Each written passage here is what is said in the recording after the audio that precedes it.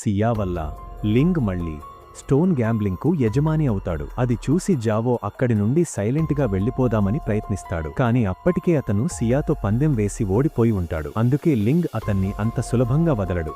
నువ్వు సియాకు క్షమాపణ చెప్పాల్సిందే అని అంటాడు. అది విని జావో ఈగో హర్ట్ అవుతుంది. నేను ఇక్కడ అందరికంటే గొప్పవాడిని, ఎవరి పడితే వాళ్ల ముందు తలవంచను అని కోపంతో తన గన్ తీసి అందరినీ భయపెడతాడు. అందరూ భయపడినా సియా మాత్రం అస్సలు తగ్గదు. అది చూసి జావో ఆమెకు ఇంకొక ఛాలెంజ్ విసురుతాడు. నా గన్లో 6 బుల్లెట్లున్నాయి, 5 తీసేసి ఒకే ఒక్క బుల్లెట్తో ఈ ఆట మొదలు పెడదాం. మనం ఒకరి తర్వాత ఒకరు షూట్ చేసుకోవాలి. ఒకవేళ నువ్వు ఈ బుల్లెట్ నుండి తప్పించుకుంటే నేను నీ ముందు తలవంచి క్షమాపణ చెబుతాను అని అంటాడు. సియా ఆలోచిస్తుంటే నీలో చాలా కాన్ఫిడెన్స్ ఉందనుకున్నాను, కానీ నువ్వు భయపడుతున్నావు అని జావో ఆమెను ఎగతాళి చేస్తాడు. కానీ సియా వెనక్కి తగ్గకుండా ఛాలెంజ్కి ఒప్పుకుంటుంది. లింగ్ టెన్షన్ పడి ఈ రిస్క్ వద్దు, కావాలంటే నేను నా పొజిషన్ వదులుకుంటాను అని సియాను ఆపాలని చూస్తాడు. కానీ సియా నా గురించి నువ్వేం భయపడకు అని చెప్పి గన్ చేతిలోకి తీసుకుంటుంది. వెంటనే తనకున్న ఎక్స్రే విజన్ పవర్తో గన్ లోపల చూస్తుంది.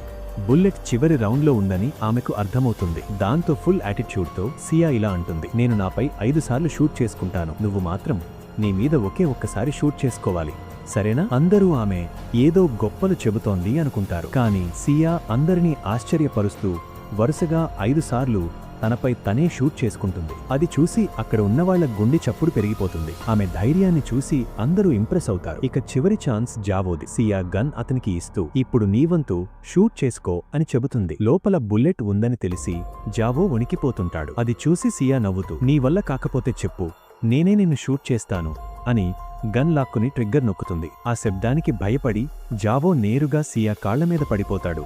కానీ సియా అతన్ని షూట్ చేయదు, గాలిలోకి కాల్చుతుంది.